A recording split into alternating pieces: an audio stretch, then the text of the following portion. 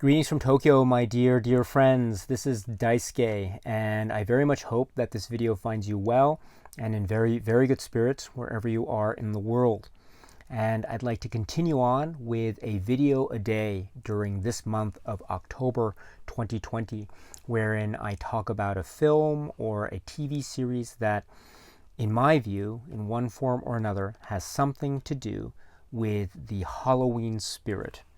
Today, I'd like to talk about a film from Italy. This is from the great cinema master who is Mario Bava. And this is one of his really amazing works. I mean, his body of cinema is truly amazing. And this is a great example of this. It is an early work from the 1970s. It's quite gory, quite violent, incredibly effective even now, and it is also very significant in the landscape of cinema writ large. This is his work from 1971, and it has a number of titles. For instance, and again, please pardon me for my poor Italian pronunciation. For example, Ecologia del Delitto, or reazione a catena. In English, it sometimes can be referred to as twitch of the death nerve, but it also referred to as a bay of blood. This is an Arrow video release that I have, which is has the 18 certificate, but it's actually region-free. This is one of the most extraordinary works from one of the most extraordinary filmmakers of all time, Mario Bava. Mario Bava is perhaps known, of course, for his work in genre films, in particular horror films. But he was a true cinema artist par excellence. And this is an example of how much he contributed to the landscape of cinema that we know now. The influence of this film is so deep.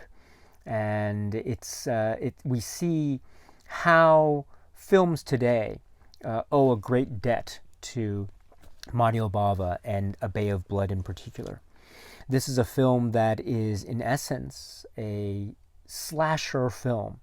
We have a number of people, a number of characters, and we see them killed one at a time, and in pretty gruesome fashion, pretty gruesome and bloody fashion too.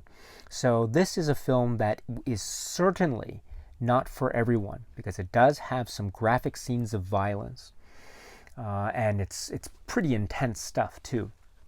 So for those of you for whom this kind of subject matter is not your cup of tea, and please don't feel the need to watch this film.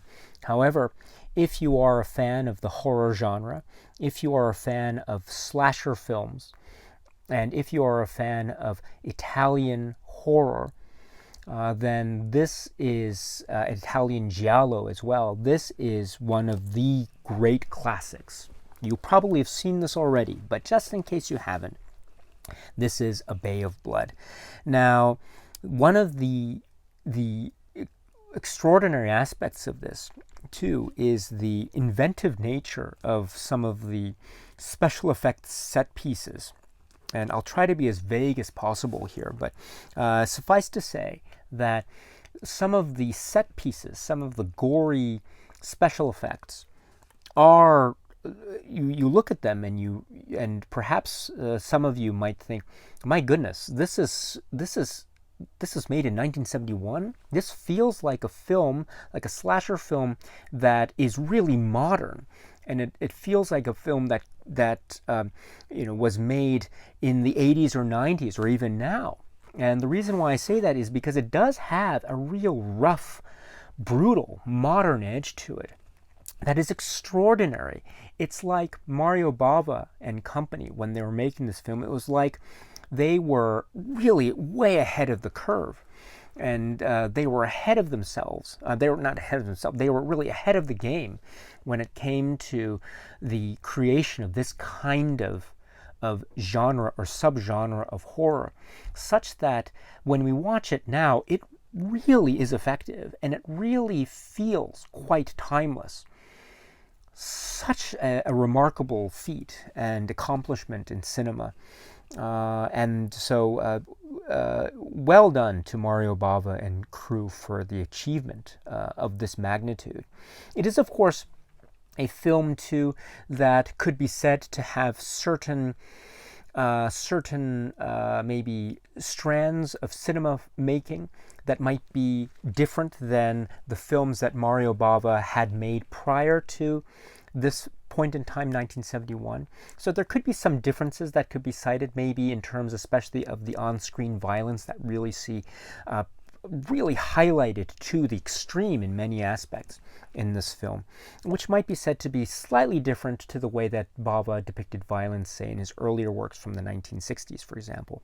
However, there are still strands, very strong ones, in terms of Bava's cinema and how he depicts suspense and how he depicts a certain camera movement, angle, tricks, camera tricks as well, visual style, visual cues that are the mark of a true cinematic genius and artist. And so there is a lot here. So in many respects, it could be said to be a film that is on the cusp. It is a film that is having connections with the past, but it also is a film that is paving the way for the future. And my goodness, it paved the way for the future such that, as I say, we see films now that really pay homage to, or maybe even rip off, the great set pieces that we saw way back then with Mario Bava and A Bay of Blood. And so this film's place in cinematic history is really quite significant. And there are a lot of great narrative and thematic touches to this work as well. So it's, as I say, one of the maybe the big selling points of the film is the violence and the gore and the slasher film aspect to it, and the slasher film / giallo aspect to it. But there are also interesting thematic concerns. The particular Arrow release that I have here has a great commentary track by the expert Tim Lucas. And one of the things he points out, one of the many things he points out in his great commentary track, is how this film also feels like an Elizabethan tragedy or revenge drama. We could see certain links or thematic similarities between the characters depicted in this film and, say, Shakespeare drama or tragedy. Macbeth comes to mind. And so there are very interesting ways that the narrative thrust has quite a complex and nuanced concerns. There are also aspects of playfulness of camera. There are certain edits that are made that which seem to indicate Mario Bava winking at the audience. There is a playfulness there. There is also a sense of the use and application to great effect of the notion of irony, and dramatic irony at that. And so this is, I think, all to suggest that Mario Bava here is a filmmaker that is concerned not just with the visual spectacle, but also with a robust and full film experience that I think can appeal to many people who are fans of or who are okay with this kind of genre entertainment. And so what we have, therefore, is a film that is cinematically significant and historic. It is also a film that is very much a film of the past, but is also very, very brutal modern film whose rippling effects still are felt to this very day, I would suggest. And so therefore it is a film that feels timeless, but also feels of its time.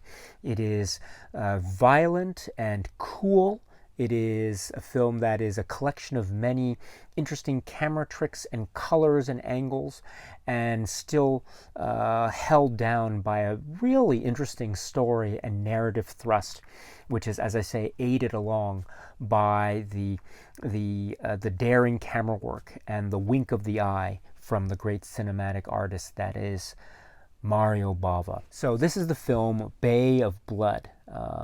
It says A Bay of Blood here. It might go under some other titles, but if you can catch this film, if you haven't seen it, it is really worth it. As I say, it is violent, so it's not for everyone, but if you're okay with depictions of violence and gore of a slasher, giallo type of form, then I can strongly recommend this film to you. So Mario Bava's great classic, A Bay of Blood. Okay, my friends, so that's it for now. And so until we meet again, please be happy and healthy and well, and please keep on watching a lot of great, great movies. Thank you so much, as always, for your time, and cheers.